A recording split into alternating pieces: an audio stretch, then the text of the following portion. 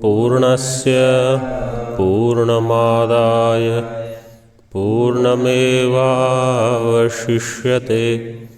ओम शांति शांति शांति। शंकरं शंकराचार्यं केशवं बादरायणं सूत्रभाष्यकृतौ वन्दे भगवन्तौ पुनः पुनः। ईश्वरो गुरुरात्मेति मूर्तिभेदविभागिने व्योमवद्व्याप्तदेहाय दक्षिणामूर्तये नमः। ओम शांति शांति शांति। अनुभूति प्रकाश में विद्यारण्य स्वामी जी के द्वारा किया हुआ बृहदारण्यक उपनिषद पर चर्चा चल रही है। इसमें प्रथम अध्याय के चतुर्थ ब्राह्मण का 7वां मंत्र जो है उस पर चर्चा चल रही है। तद्धेदम तरहि अव्याकृतम आसीत, वहाँ तक का व्याख्यान पूरा हुआ। इसको देखो, श्लोक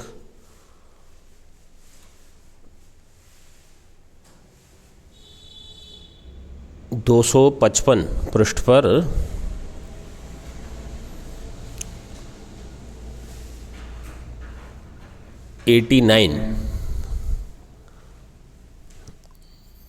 इसको क्या कहेंगे हिंदी में? 89, 80 और 89। तन्नाम रूप, टीका में देखो पहले, तन्नाम रूपाभ्यामेव व्याक्रियते इत्यादि। सह, तो ये तन्नाम रूपाभ्यामेव व्याक्रियते, इसकी व्याख्या चल रही है। स एव इह प्रविष्ट आनखाग्रेभ्य इत्यन्तं व्याचिकीर्षुर्वृत्तवर्तिष्यमाणयोः संगतिं दर्शयन् उक्तवाक्यार्थं निरूपयितुं प्रतिजानीते। मिला सबको? तन्नाम रूपाभ्यामेव व्याक्रियते, वही ब्रह्म जो जगत रूप में अव्याकृत था अब नाम रूप के द्वारा व्याकृत होता है। तन्नाम रूपाभ्यामेव व्याक्रियते इत्यादि। स एष इह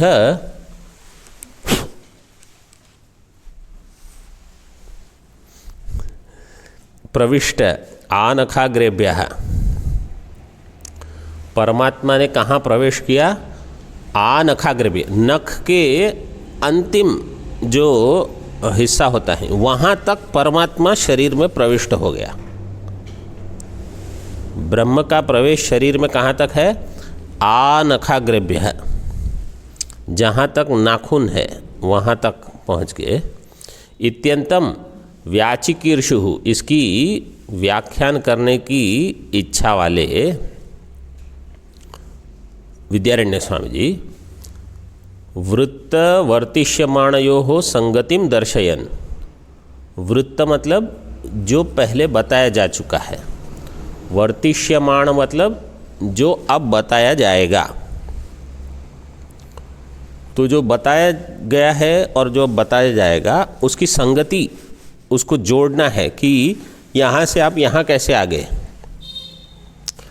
जैसे महाभारत का युद्ध का प्रसंग है, ठीक है, और भगवत गीता शुरू हो गई, तो बीच में कुछ संगति बतानी है कि महाभारत के युद्ध से आप भगवत गीता में कैसे आ गए। तो संगति क्या होगी कि अर्जुन को विषाद हुआ, उसने कहा कि मैं युद्ध नहीं करूँगा ये वो, फिर भगवान ने कहा, फिर उसने शिष्य बन के उपसत्ति की, फिर भगवान ने गीता का उपदेश किया। तो ऐसे यहाँ संगति बताते हैं। संगतिम दर्शयन उक्त वाक्यार्थम निरूपयितुम प्रतिजानीते। अब प्रतिज्ञा करते हैं अगले वाक्य की व्याख्या करने के लिए उक्त वाक्यार्थम निरूपयितुम, उसका निरूपण करेंगे। श्लोक में देखो, इत्यव्याकृत वाक्यार्थो न्यायेन सुनिरूपितः अथ व्याकृत वाक्यार्थः क्रमात् प्राप्तो निरूप्यते। इत्यव्याकृत वाक्यार्थो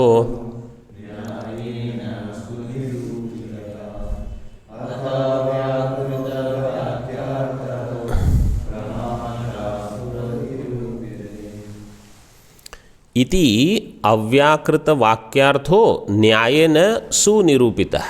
इस प्रकार, इति इस प्रकार, अव्याकृत वाक्यार्थ, तो अभी तक जो वाक्य चल रहा था तद्धेदम तरहि अव्याकृतम आसीत, इस वाक्य की व्याख्या न्यायेन सुनिरूपितः, न्याय से मतलब युक्ति के द्वारा ठीक से इसका निरूपण हो गया, सुनिरूपितः। अथ अब व्याकृत वाक्यार्थ है। अब तक कौन सा वाक्य चल रहा था? अव्याकृत वाक्यार्थ है। अव्याकृत वाक्यार्थ अब तक चल रहा था। अब कौन सा वाक्य चलेगा? व्याकृत वाक्यार्थ। तो यही अब तक अव्याकृत की परिभाषा चल रही थी, अब व्याकृत की चलेगी। तो ये संगति यहाँ मिलने का एक जंक्शन जिसको बोलते हैं ना, ट्रेन में सारी ट्रेन यहाँ आती है, फिर यहाँ से आगे जाती है। ऐसे हमारा हरिद्वार जंक्शन है, देहरादून नहीं है। तो वो संगति बताते हैं, व्याकृत वाक्यार्थ है क्रमात् प्राप्त है। अभी अगला वाक्य वो है, उसका निरूपण करते हैं। तो जो मूल मंत्र है बृहदारण्यक का वो है नाम रूपाभ्याम एव व्याक्रियत असौ नाम अयम इदम रूप इति। तो उसकी अभी व्याख्या शुरू करते हैं। उक्त वाक्यार्थम वर्णयति, उस वाक्यार्थ का वर्णन करते हैं। क्रमात् प्राप्त है निरूप्यते, मतलब उसको क्रम से जो प्राप्त हो उसका निरूपण करेंगे। व्याकृतम द्विविधम देह सृष्टिर्जीव प्रवेशनम देहादिर्विषयत्वेन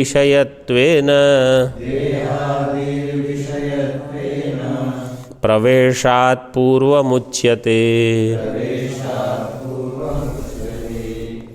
व्याकृतम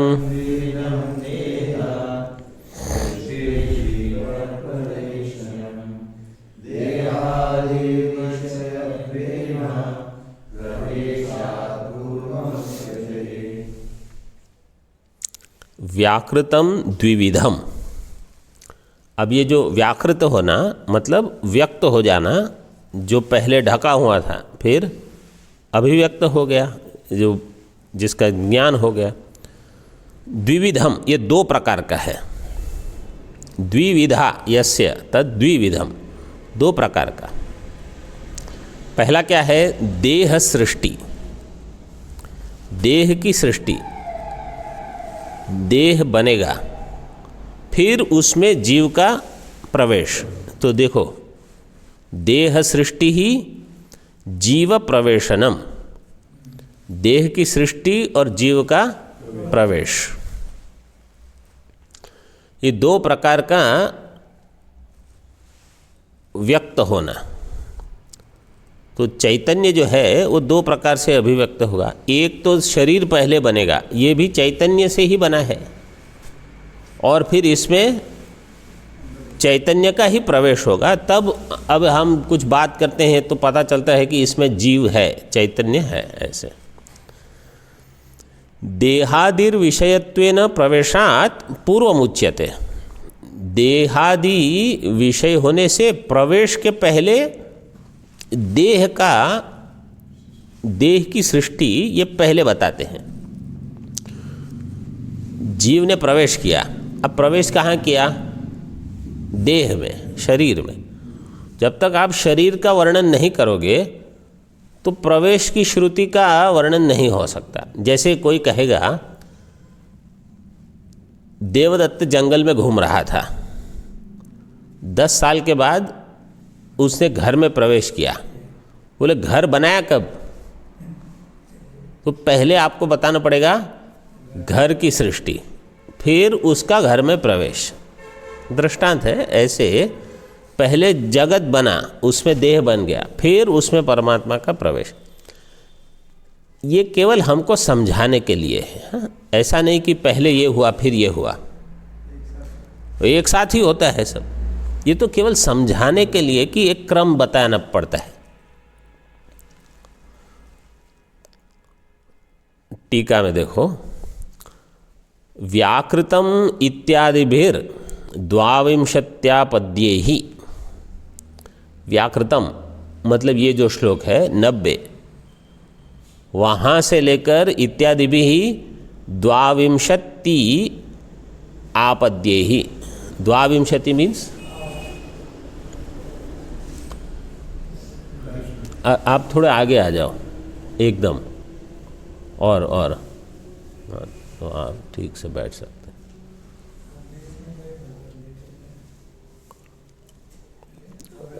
उनको ये पुस्तक नहीं तो उसके साथ देखो उनको। व्याकृतम इत्यादि भी ही द्वाविंशति आपद्ये। द्वाविंशति मीन्स 22 श्लोकों में अब वर्णन होगा, मतलब 90 से लेकर 111 तक, नहीं 109 तक, 109 तक नहीं 111 द्वाविंशति मतलब 22, 111 तक चलेगा। प्रवेश विषयत्वेन देहादेहे प्रवेशात् पूर्वं कथनं प्रतिजानीते देह इति उत्तरार्धेन। प्रवेश विषयत्वेन, प्रवेश का जो विषय है चैतन्य का प्रवेश है, लेकिन प्रवेश के पहले देहादेहे प्रवेशात् पूर्वं कथनम कस्य देहादेहे, देह का प्रवेश के पहले कथनम उसकी प्रतिज्ञा करते हैं। जब कभी कोई व्याख्या करनी होती है तो पहले प्रतिज्ञा करके व्याख्या करते हैं। प्रतिज्ञा करने का प्रयोजन क्या है कि वो बता देते हैं कि अब हम क्या बताने वाले हैं। जैसे कोई प्रवचन करने के लिए, समझो किसी को कहा आप 10 मिनट प्रवचन करो, तो किस विषय पर बोलने वाले हैं, नहीं तो वो कुछ कुछ बताते रहेंगे। जैसे कल मंडलेश्वर जी बता रहे थे, किसी ने बताया पंजाब में गेहूं बहुत है, राजस्थान में रेत बहुत है। अरे आपका विषय क्या है, आप किस विषय पर बोलने वाले हो, तो विषय स्पष्ट करना चाहिए। तो प्रतिज्ञा इसलिए करते हैं, तो जो पढ़ने वाला है, सुनने वाला है, उसको भी याद रहे कि किस विषय की चर्चा चल रही है। उसके संदर्भ में अगर कुछ बताया जाए तो उसका महत्व है, उस बिना संदर्भ के कुछ बताओ तो उसका महत्व नहीं। खुर आगे देखो, प्रतिजानीते देह इति उत्तरार्धेन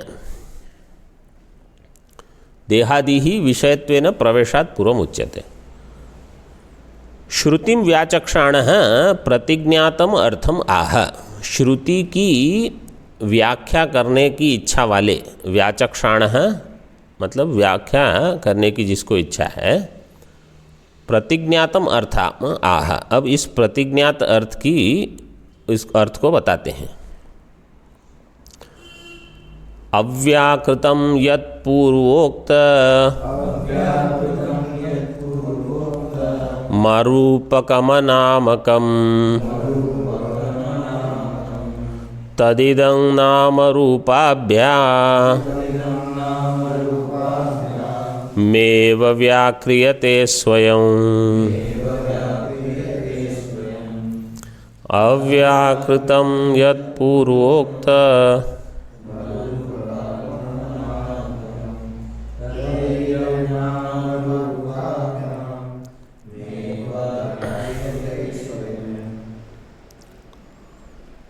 यत् पूर्वोक्तम अव्याकृतम, जो पहले अव्याकृत बताया गया, अव्याकृत जिसके बारे में पहले बताया, पूर्वोक्तम अव्याकृतम, कैसा है वो? अरूपकम, अनामकम, जिसका रूप नहीं है, जिसके नाम भी नहीं है, अरूपकम अनामकम। तद इदम, अरूपकम मतलब रूप रहित, अनामकम नाम रहित। अभी आपको कल्पना करनी पड़ेगी, जैसे कोई एक चीज़ है, अब इसका रूप भी है, नाम भी है। ऐसी कोई रूप से आपको सब लेना है, शब्द, स्पर्श, रूप, रस, गंध, पांचों। ऐसी कोई चीज़ की कल्पना करो जिसमें कोई गुण न हो। रूप से गुण लेते हैं हम कि एक गुण है, कोई गुण ही न हो और जिसका कोई नाम भी न हो, इसी को कहा अव्याकृत। मतलब वो हमारी बुद्धि से परे है, बुद्धि का विषय नहीं बनती, इसलिए तो अव्याकृत है। जैसे ही वो बुद्धि का विषय बन जाएगी वो व्याकृत होगी। तो अरूपकम अनामकम, वही अव्याकृत वस्तु, तद मतलब वही, इदम नाम रूपाभ्याम एवं स्वयं व्याक्रियते, नाम रूपाभ्याम व्याक्रियते, नाम रूप के द्वारा वो व्यक्त हो गया। ये तो सरल है, केवल इतना कहते तो ठीक था, स्वयं जोड़ दिया, स्वयं एवं व्याक्रियते। स्वयं मतलब अपने आप व्यक्त हो गया। अभी आप सोचो, जगत समझो अव्याकृत है, अपने आप व्यक्त हो जाएगा? नहीं हो सकता। क्यों? वो जड़ है। कोई जड़ वस्तु अव्यक्त से व्यक्त कैसे हो जाएगी? जैसे समझो लकड़ी पड़ी है, ठीक है, ऐसे ही इसमें अग्नि अव्यक्त है, अग्नि है इसमें, उसको जलाओगे तो निकलेगी, लेकिन ऐसे ही इसमें से अग्नि प्रकट हो जाएगी? ऐसा होने लगे तो कोई खाट पे सोएगा ही नहीं कभी भी अग्नि निकल जाएगी उसमें से। तो अव्यक्त अपने आप कैसे व्यक्त हो गया? अव्याकृतम स्वयं व्याक्रियते, ऐसे कह दिया। तो ये गौण प्रयोग है व्याकरण में। इसको क्या कहते हैं? कर्म कर्तृ प्रयोग। मैं समझाऊंगा। कर्म कर्तृ प्रयोग, इसका नाम ये है। जैसे दृष्टांत देते हैं, समझो कोई चावल पकाते हैं ना, कोई चावल ऐसा मुलायम जैसा होता है, बिल्कुल पतला पतला, वो पानी, उबलते पानी में डालने के तुरंत ही पक जाएगा। और कोई चावल होते हैं और पकाते रहो, घंटी बजेगी ही नहीं, क्या हुआ? वो चावल ही नहीं पका है अभी। तो जो चावल पतला होता है ना, उसको कहते हैं अपने आप ही पक गया। अपने आप पक गया मतलब अपने आप पकता नहीं है, जो करता तो है वहाँ, कोई किसी ने पकाया है। अपने आप तो चावल कहाँ पकेगा? लेकिन जो पकाने वाला है, कर्ता, वो गौण हो गया, और जो कर्म है वही कर्ता बन गया। इसको कहते हैं कर्म कर्तृ प्रयोग। कर्म जो है उसी को कर्ता का स्थान मिल गया।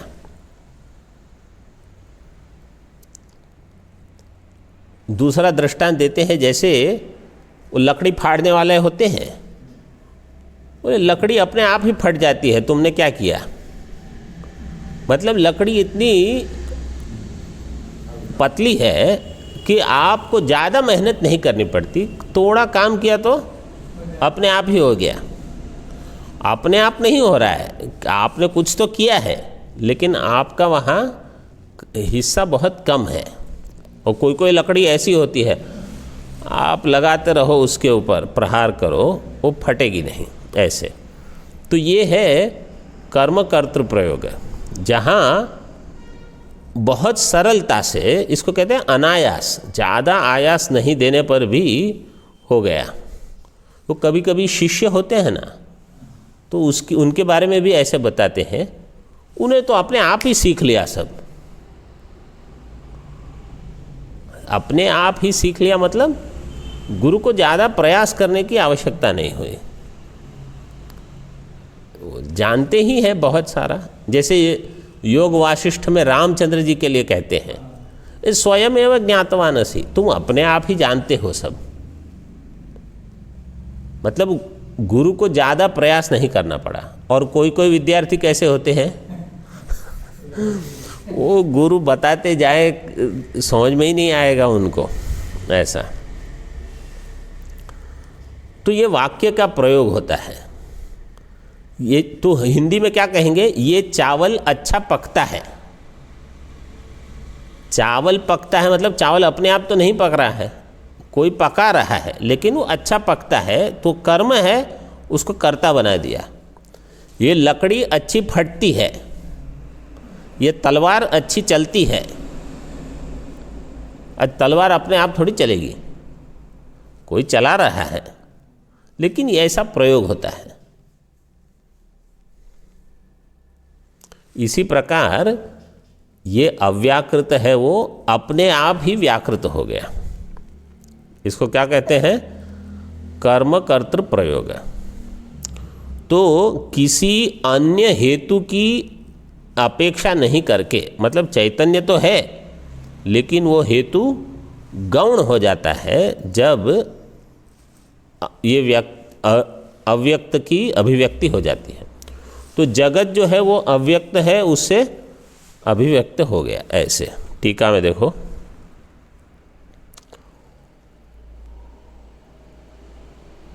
हाँ टीका तो हो गई। अगले इसमें देखो, एतदेव दृष्टांतेन स्पष्टयति। अभी इसका दृष्टांत देते हैं, हमने 3-4 दृष्टांत दिए, अब यहाँ और एक दृष्टांत देते हैं। देखो, सुषुप्तादुत्थितो राज्ञः स्वयमेव यथा तथा जग्धाशेष जगन्मूर्ते रव्यक्ताद्याकृतिर्मुहुः सुषुप्तादुत्थितो राज्ञः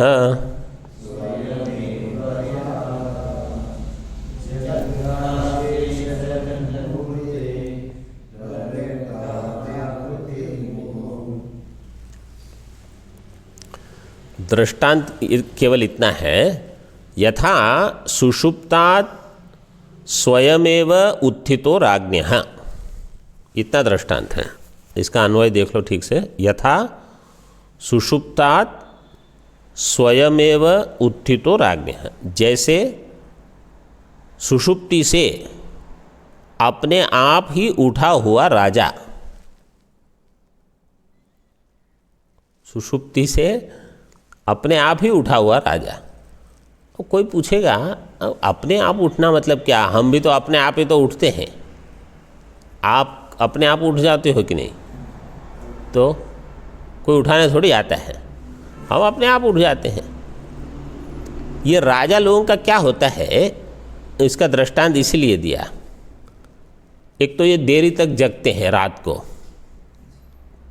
रात को थोड़ा आनंद मंगल होता है इनके राजमहल में, फिर देर से सोते हैं, तो सुबह अपने आप नहीं उठते। वो भाट चारण वगैरह जो होते हैं ना, वो इनकी स्तुति गाते हैं, आप महान हो, ये हो, ये हो, कुछ कुछ कहेंगे, फिर ये ऐसे ऐसे मुड़ के उठते हैं राजा लोग देरी से। अब समझो किसी दिन ये भाट चारण वगैरह, भाट चारण मतलब अंग्रेजी में कहते हैं बार्ड्स जो होते हैं ना, उनकी स्तुति करते हैं, उनकी प्रशंसा गाते हैं कि ये राजा तो बहुत महान है, तब वो धीरे धीरे उठेंगे। फिर अब समझो किसी दिन उन्होंने इनके गान नहीं किया और वो राजा अपने आप उठ गए।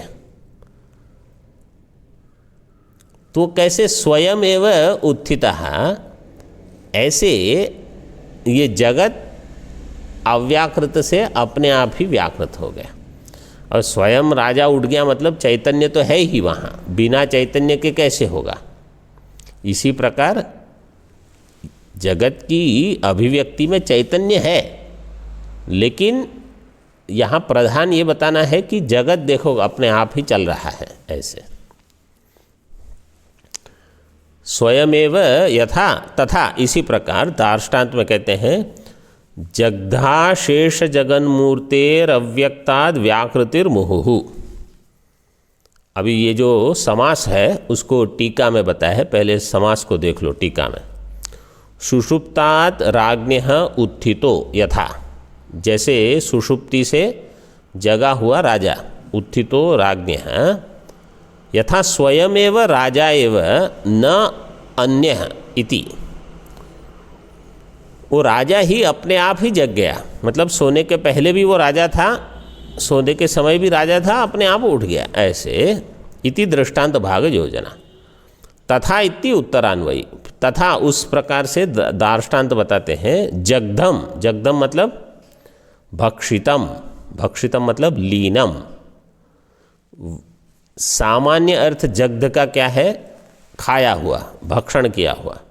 लेकिन यहाँ जगत को जिसका प्रलय हो गया है, देखो जगत जो है इसका भक्षण हो गया कहाँ? ब्रह्म में। ब्रह्म में माया, माया में जगत, ठीक है। ब्रह्म में माया, माया में जगत, फिर वहाँ से वापस आएगा जगत। माया अव्याकृत है, ब्रह्म और माया साथ में अगर आप कहो तो ईश्वर हो गया। वहाँ से जगत की सृष्टि हुई सगुण ब्रह्म से। जगदम भक्षितम मतलब जहाँ प्रलय हुआ था वहीं से सृष्टि होगी। लीनम इति यावत् अशेषम जगत यया यस्याम वा सा मूर्ति ही। अशेषम जगत यस्याम कहो तो जिसमें, यया कहो तो जिसके द्वारा, यया कहोगे तो निमित्त कारण हो जाएगा, यस्याम कहोगे तो उपादान कारण होगा। जिसके द्वारा सा मूर्ति ही यस्य, वो अभिव्यक्ति को प्राप्त करता है। दो प्रकार से अन्वय किया है विग्रह समास का। श्लोक में क्या शब्द है? जगधा शेष जगन मूर्ते है, ठीक है। जगधा शेष जगन मूर्ते है। जगध का अर्थ किया लीनम, जहाँ वो प्रलय में कहाँ था, वो वहाँ से अशेषम जगत, पूरा का पूरा जगत, यया सामूर्ति ही यस्य, जिसके द्वारा उसकी अभिव्यक्ति हुई, या जिससे, जहाँ से उसकी अभिव्यक्ति हुई, वो वस्तु जगधा शेष जगन मूर्ते है अव्यक्तात् व्याकृति ही। अव्यक्त से व्याकृति, अव्यक्त से व्यक्त हो जाना। कैसे? जहाँ पे वो लीन हुआ था वहीं उसी का निमित्त होके या वही उपादान होके वहाँ से अभिव्यक्त हो गया। मुहुहु, मुहुहु का अर्थ है पुनः पुनः, बार बार। ऐसे नहीं कि एक ही बार हुआ, एक बार पूरी सृष्टि हो गई, फिर लय हो जाएगा, फिर वहीं से सृष्टि होगी, फिर लय हो जाएगा, ऐसे चलता रहता है। आप लोगों को समझ में आया फोन में सब लोग? हाँ,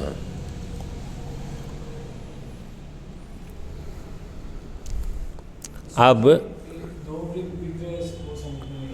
एक विग्रह ऐसा है,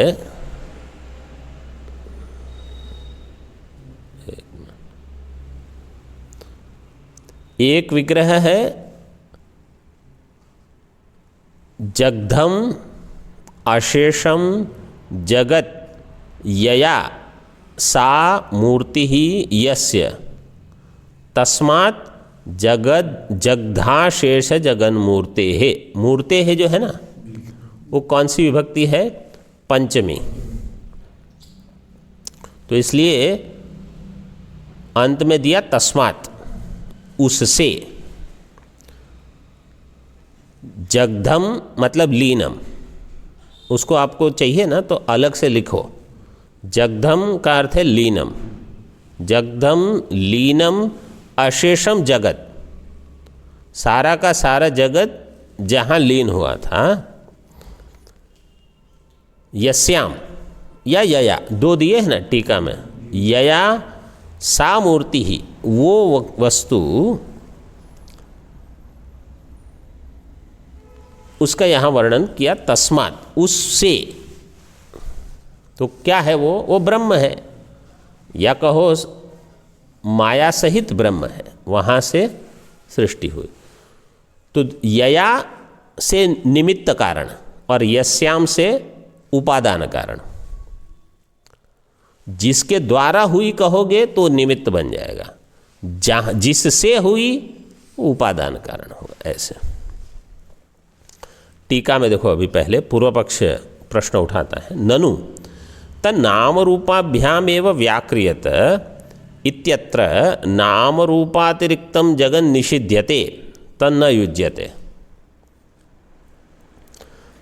आप कहते हो कि नाम रूप के द्वारा ही इसका व्याकरण अभिव्यक्ति होती है। नाम रूपाभ्याम एव व्याक्रियते इति अत्र नाम रूपातिरिक्तम जगत निषिध्यते। नाम रूप से अलग कोई जगत है ही नहीं।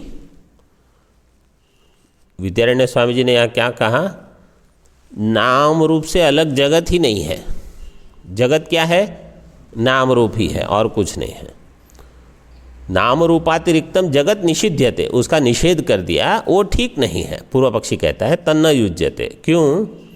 नाम रूपातिरिक्तस्यापि जगतो व्याकरण संभवात्। नाम रूप से अतिरिक्त जगत जो है उसकी भी अभिव्यक्ति हो रही है।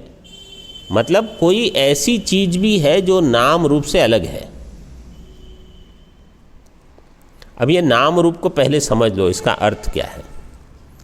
नाम तो सरल है, जैसे पुष्प, इदम पुष्पम, इदम पुष्पम, ये हो गया।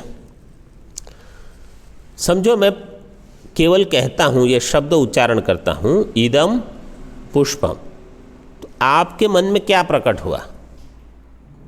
वो कुछ पुष्प आकार प्रकट होता है कि कोई पुष्प के बारे में बोल रहे हैं, उसको कहते हैं अर्थ। पहले अगर किसी नाम के साथ किसी अर्थ का संबंध हुआ है तो आपकी बुद्धि में वो प्रकट होगा। ठीक है। अगर मैं कहता हूं समोर नपुंसकात,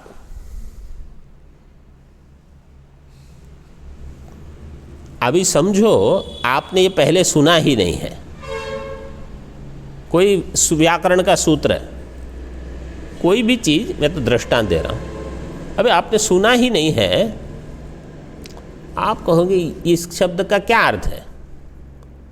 ये इको यणची, ये क्या इको यणची क्या है? क्यों? क्योंकि आपने सुना ही नहीं। तो शब्द और अर्थ इसका अगर संबंध नहीं है तो कुछ बुद्धि में प्रकट नहीं होगा। ये शब्द जो है वो नाम है और विषय जो है उसका वो अर्थ है, नाम रूप है। पूर्व पक्षी क्या कहना चाहता है कि ये नाम रूप के सिवा और कुछ है। टीका में देखो, नाम रूपातिरिक्तस्यापि जगतो व्याकरण संभवात् इति आशंकां नाम रूप पदार्थम कथयन निरस्यति। नाम रूप ये जो पदार्थ है उसको बता के उनका निषेध करते हैं कि पूर्व पक्षी ने जो कहा वो गलत है। देखो श्लोक में, नाम रूपे तु शब्दार्थौ नताभ्याम अतिरिच्यते जगत किंचित घटादौ ही द्वयमेव समीक्ष्यते नाम रूपे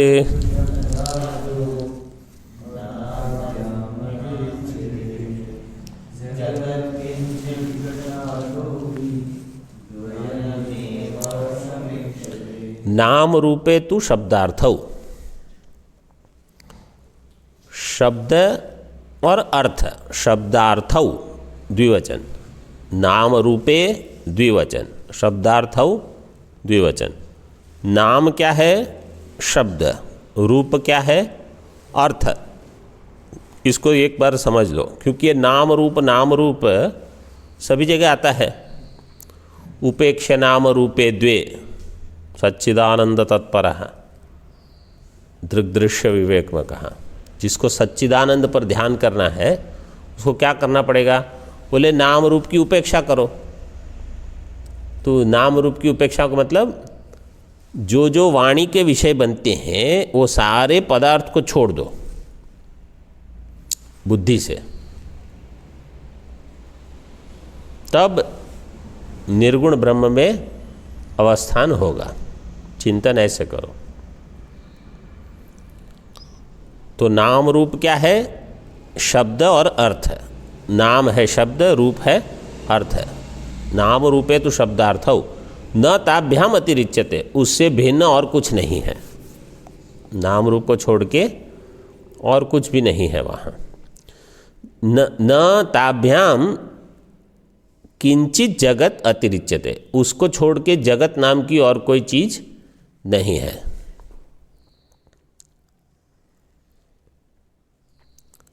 घटादौ ही द्वयमेव समीक्ष्यते।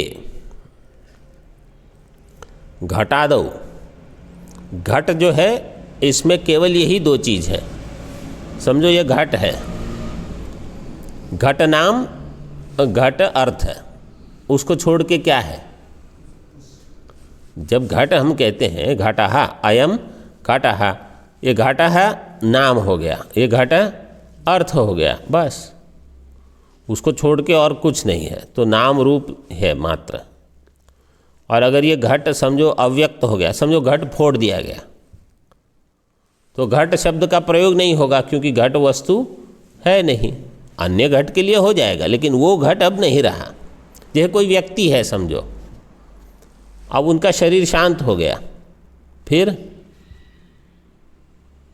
वो व्यक्ति रहे नहीं, अब वो व्यक्ति के शब्द का प्रयोग नहीं होगा।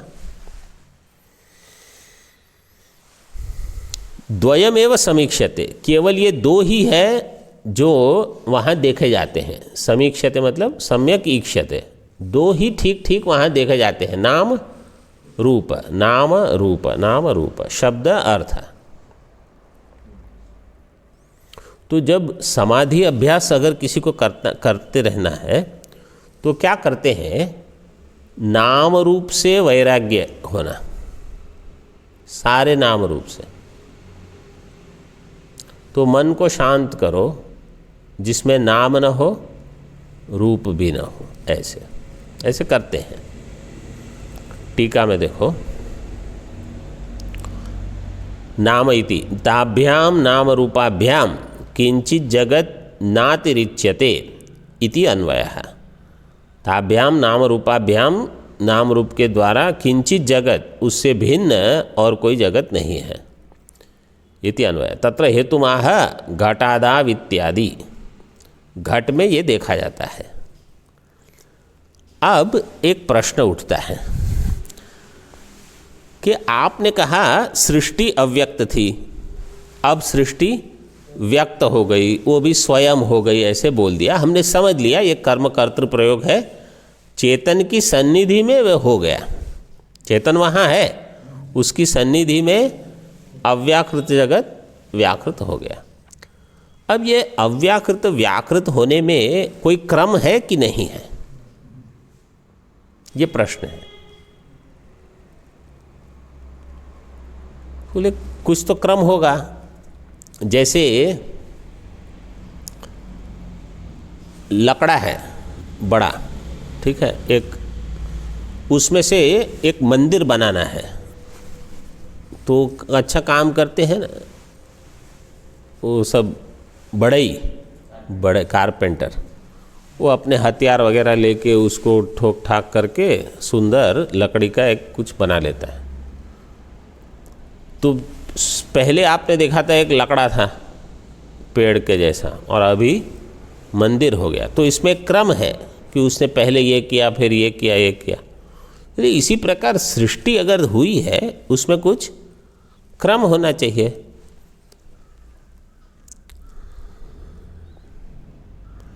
अभी पूर्व पक्ष के ये पूछने पर देखो यहाँ टीका देखो, पहले बड़ी टीका है।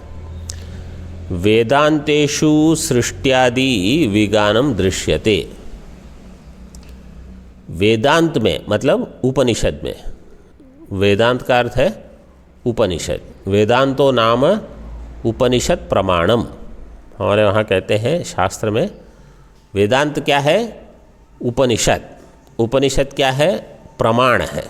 वेदांतो नाम उपनिषद प्रमाणम। वेदांतेषु सृष्ट्यादि विगानम दृश्यते। विगानम का अर्थ है विपरीत गानम। उपनिषदों में सृष्टि अलग अलग प्रकार से बताई गई है। विभिन्न गानम, कोई उपनिषद में कुछ कहा सृष्टि के प्रकरण में, किसी और उपनिषद में कुछ और कहा है, किसी प्रकरण में कुछ और बताया। देखो यहाँ बताते हैं, तथा ही क्वचित तत्तेजो असृजत इत्यादिना तेजसः सृष्टेः प्राथम्यम उक्तम। कहीं कैसे बताया?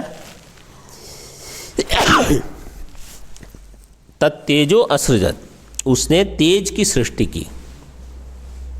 ये कौन सा उपनिषद है?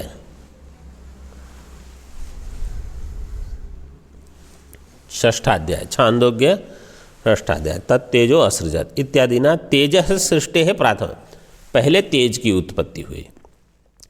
क्वचित तस्माद् वा एतस्माद् आत्मनः इत्यादि ना आकाश सृष्टि है। कहीं ऐसे कह दिया तस्माद् वा एतस्माद् आत्मनः आकाश संभूतः। ये कौन सा उपनिषद है? तैत्तिरीय, वो तो अभी चल रहा है। उसमें पहले आकाश की सृष्टि बताई। क्वचित सकर्तृ का क्रमवती च सृष्टि ही उक्ता। कहीं कहीं कर्ता के सहित, मतलब इसका कर्ता कौन है वो भी बता दिया। क्रमवती और क्रम भी बताया। यथा पूर्वत्र, जैसे पहले। क्वचित अकर्तृ का, कहीं कर्ता बताया ही नहीं कि सृष्टि का कर्ता कौन है, कोई कोई उपनिषद में नहीं बताया। अक्रमाच, और क्रम भी नहीं बताया। ऐसे ही सब हो गया, कोई क्रम नहीं। पहले ये आकाश संभूत, आकाशाद वायु, वायुरग्निरग्निरापः अद्भ्य पृथ्वी, ये क्रम नहीं, ऐसे ही बता दिया।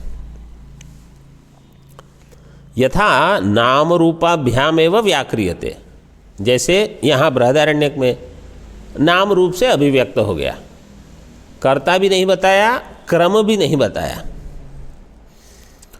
तत्सर्वम असृजत यत् किंचित इत्यादौ, कहीं ऐसे किया उसने सबकी रचना की। तत्सर्वम असृजत, क्या सर्वम? बोले जो भी कुछ है। यत् किंचित अस्ति तत्सर्वम तत् असृजत, जो जो दिख रहा है सबकी उसने रचना कर दी। बस एक वाक्य में हो गया। कोई सृष्टि क्रम बताया नहीं, कौन करता कुछ उसके बारे में बताया नहीं।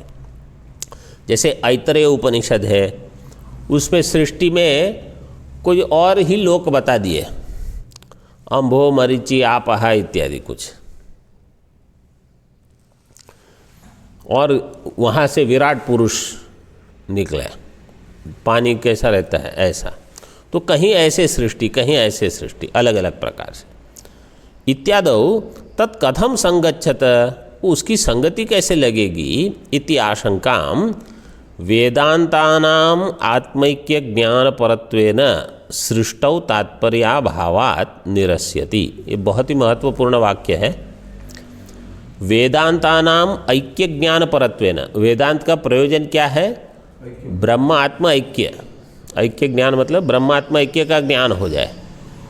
सृष्टि कैसे हुई, किस क्रम से हुई, कितने समय तक चली, ये सब बताने में कोई प्रयोजन नहीं है।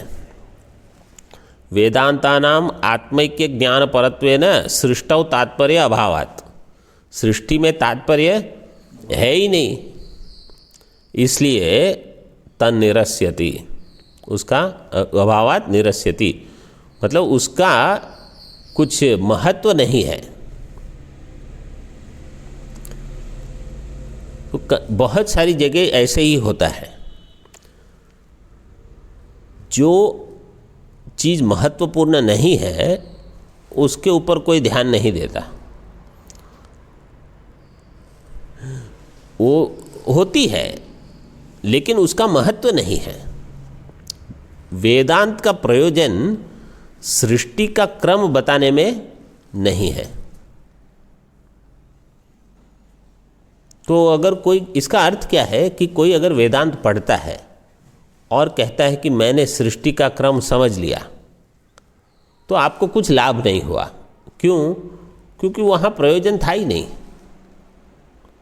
प्रयोजन ये बताने में है कि आप ब्रह्म हो। आपने और भी कुछ समझ लिया तो क्या लाभ हुआ? लोग कहते हैं कि हमने हिमालय में जाके अध्ययन किया। बोले क्या अध्ययन किया? बोले हमने ऐसी विद्या प्राप्त कर ली जो पानी में से किसी को कुछ निकाल दे, ऐसे कुछ चमत्कार कर दे। बोले ये इसके लिए क्या, ये थोड़ी लाभ है इसका।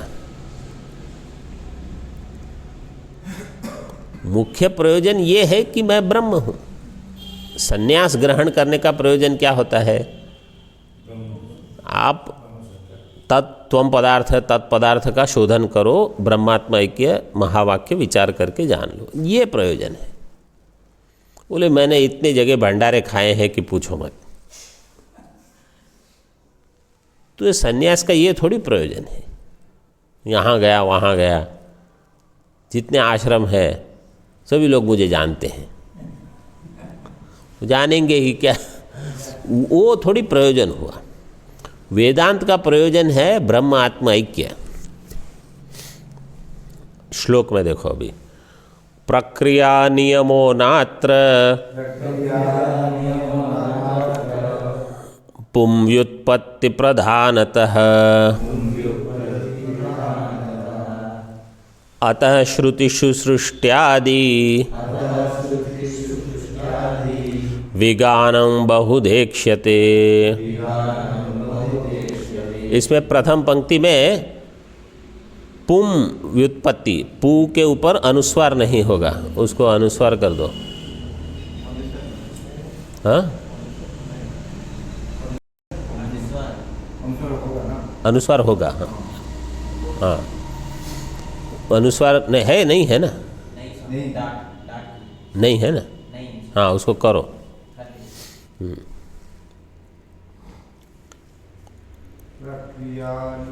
प्रक्रिया नियमो नात्र पुंव्युत्पत्ति प्रधानतः अतः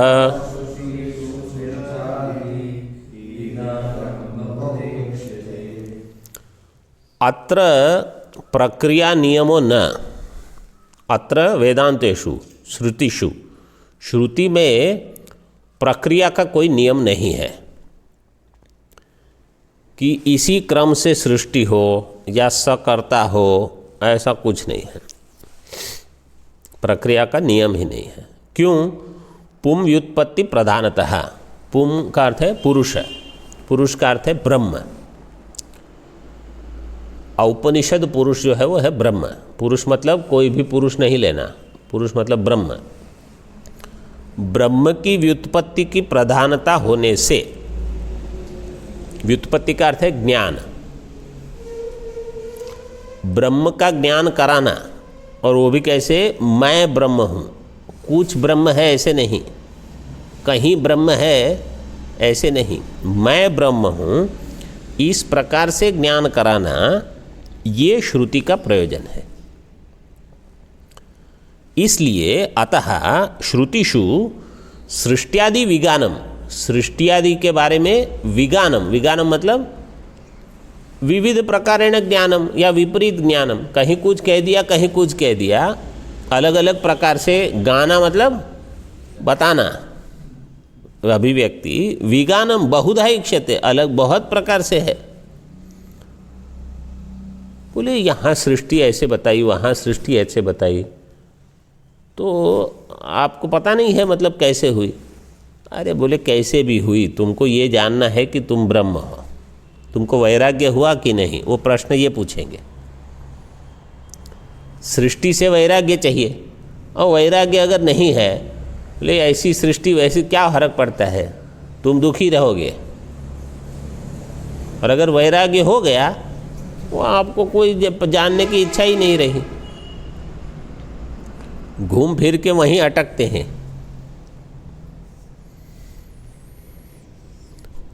और जो अगला श्लोक जो है, ये है सुरेश्वराचार्य जी की वार्तिका, उसका यहाँ उद्धरण दिया है, इसको कंठस्थ कर लेना। स्वोक्तार्थम दृढ़यितुम वार्तिकम उपन्यस्यति। अब आचार्य ने कुछ बताया, ठीक है, अब वो सही है कि नहीं, तो हमको लगेगा ये तो ऐसे ही बोल रहे हैं विद्यारण्य स्वामी जी। तो विद्यारण्य स्वामी जी कहते हैं मैंने नहीं कहा है, सुरेश्वराचार्य जी ने भी यही कहा है। बोले हाँ, तो ठीक ही होगा। देखो विद्यारण्य स्वामी जी श्रृंगेरी मठ के शंकराचार्य थे। उनके बहुत बहुत पहले सुरेश्वराचार्य जी श्रृंगेरी मठ के सबसे पहले शंकराचार्य थे, पीठाधीश्वर रहे वो, सबसे पहले पीठाधीश्वर उनको बनाया गया था। तो अगर विद्यारण्य स्वामी जी उनका उद्धरण देते हैं तो उनकी बात पर एक ये हो जाता है कि हाँ ये प्रामाणिक है, ये जो इन्होंने कहा उनके बहुत पहले उन्हीं के गुरु ने बता दिया है। ऐसे यया यया भवेत् पुंसाम व्युत्पत्ति प्रत्यगात्मनि सा सैव प्रक्रियेह स्यात् साध्वी सा चानवस्थिता। यया यया भवेत् पुंसाम व्युत्पत्ति प्रत्यगात्मनि सा चैव प्रक्रियेह स्यात् साध्वी सा चानवस्थिता। और एक बार यया यया व्युत्पत्ति प्रत्यगात्मनि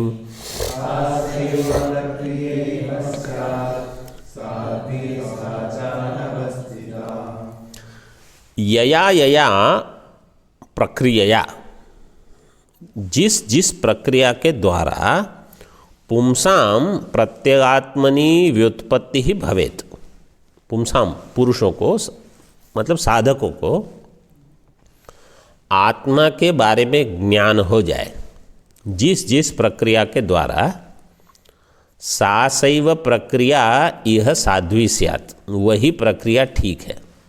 साध्वी का अर्थ क्या है? साध्वी का अर्थ क्या है?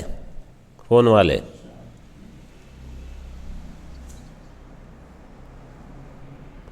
साध्वी, साध्वी साधन चतुष्टय नहीं,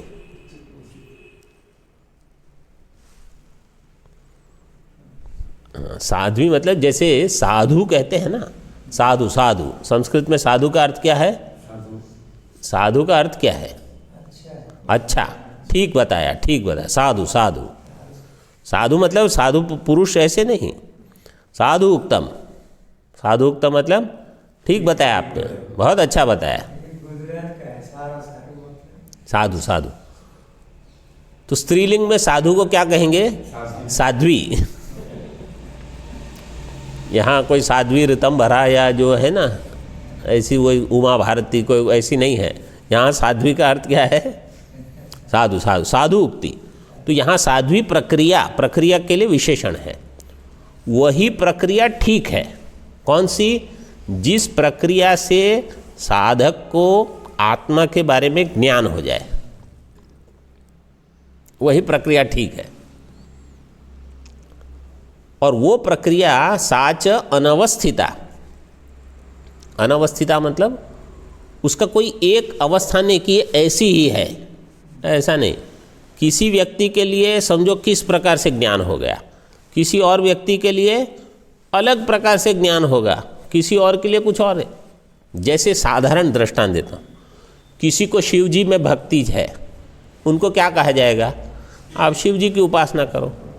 किसी को भगवान विष्णु में है, उनको क्या कहोगे, आप वो भगवान विष्णु की उपासना करो। कोई रामचंद्र जी का है, बोले आप रामचंद्र जी की करो। कोई भगवान कृष्ण, कोई देवी भक्त है, उनको कोई शिव विष्णु, वो तो देवी, बस वो श्री चक्र उपासना करेंगे।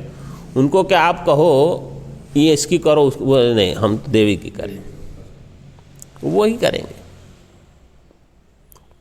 तो हमारे यहाँ कोई ऐसा जरूरी है क्या कि जो इस भगवान की उपासना करे वही मोक्ष उसको प्राप्त होगा, और ऐसा नहीं है। ऐसे ही प्रक्रिया जो है ना, एक जीववाद है, बहुजीववाद है, बोले कौन सी सही है, वो दोनों सही है। आपको जो दिमाग में बैठे वो आप ले लो। प्रतिबिंबवाद सही है, आभासवाद सही है कि अवच्छेदवाद सही है, बोले सब सही है। आपको जो दिमाग में बैठे वो प्रक्रिया आप ले लो, क्योंकि प्रयोजन क्या है, आपको ब्रह्म ज्ञान हो जाए। इस प्रक्रिया से हो चाहे और दूसरी प्रक्रिया, तीसरी प्रक्रिया, उससे कहाँ फर्क पड़ता है, वो ये श्लोक में बता दिया। कोई राम राम राम करके पवित्र हो गया, कोई शिव शिव शिव करके पवित्र हो गया। कोई भी मंत्र जप करो आप हो जाओगे, करने से होगा। केवल पूछते ही रहोगे ये करना चाहिए कि वो करना चाहिए, अरे करना चाहिए, उसका क्या। तो ये श्लोक सुरेश्वराचार्य ने कहा कि प्रक्रिया, और वास्तव में क्या हुआ है, उनके बाद तो प्रक्रियाएं बहुत बढ़ गई। उनके समय में तो ये आभासवाद यहाँ तक था, और पद्मपादाचार्य जी ने प्रतिबिंबवाद का थोड़ा उद्धरण किया था। उसके बाद ये अवच्छेदवाद श्रुतियों में थोड़ा थोड़ा होगा, विस्तार से लिया गया। और फिर भामती प्रस्थान, विवरण प्रस्थान अलग अलग हो गए। अब ये प्रश्न कोई पूछेगा, भामती प्रस्थान के मोक्ष होगा कि विवरण प्रस्थान से मोक्ष होगा। बोले आपको थोड़ा इससे लो, थोड़ा उससे लो, फिर भी मोक्ष हो जाएगा। ऐसा आवश्यक नहीं है कि कोई एक ही प्रक्रिया अगर हो तभी मेरा मोक्ष होगा।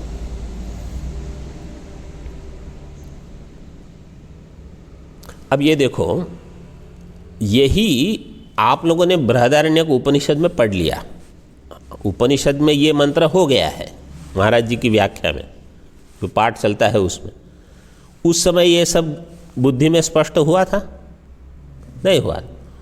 तो जिस प्रक्रिया से अब वहाँ उपनिषद और भाष्य के माध्यम से अगर वो स्पष्ट नहीं होता, लेकिन यहाँ श्लोक और व्याख्या में स्पष्ट हो जाता है, तो ये ठीक है। क्योंकि प्रयोजन क्या है, ज्ञान हो। आप केवल बैठे रहो और ज्ञान ही न हो तो क्या लाभ है। तो जिस किसी भी प्रक्रिया से आपकी बुद्धि में ये बैठ जाए, समझो कोई पूछेगा कठोपनिषद अच्छा है कि मांडुक्य उपनिषद अच्छा है कि बृहदारण्यक उपनिषद है, तो आप क्या कहोगे? बोले जिस उपनिषद से ज्ञान होगा वही आपके लिए सबसे बढ़िया है। और क्या, क्योंकि तीनों उपनिषद या 1000 उपनिषद में भी प्रयोजन क्या है? ब्रह्म आत्मा ऐक्य। विषय तो यही है ना। प्रयोजन है कि आपके दुख की निवृत्ति हो, आत्यंतिक प्राप्ति, सुख की प्राप्ति हो। वो चाहे समझो भोजन दिया है, आप हाथ से खाओ, चम्मच से खाओ, या कप सीधे ही पी लो, जैसे भी उसमें पानी डाल के कैसे भी, प्रयोजन क्या है? पेट भरना है। अगर वो नहीं हो रहा है तो बाकी सब का कोई महत्व नहीं रहा, और अगर वो हो रहा है तो सबका महत्व है। तो प्रक्रिया, कोई भी प्रक्रिया ले लो, ज्ञान हो जाए आपको।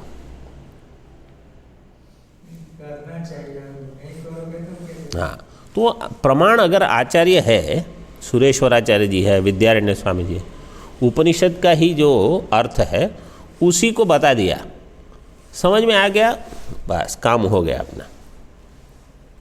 फिर से एक बार ये श्लोक का पाठ कर लो। यया यया भवेत् पुंसां व्युत्पत्तिः प्रत्यगात्मनि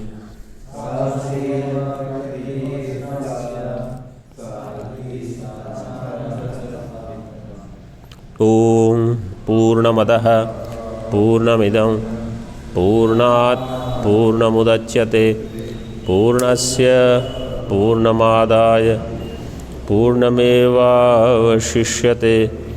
ओम शांति शांति शांति। शंकरं शंकराचार्यं केशवं बादरायणं सूत्रभाष्यकृतौ वन्दे भगवन्तौ पुनः पुनः। ईश्वरो गुरुरात्मेति मूर्तिभेदविभागिने तदेहाय दक्षिणामूर्तये नमः। ओम शांति शांति शांति।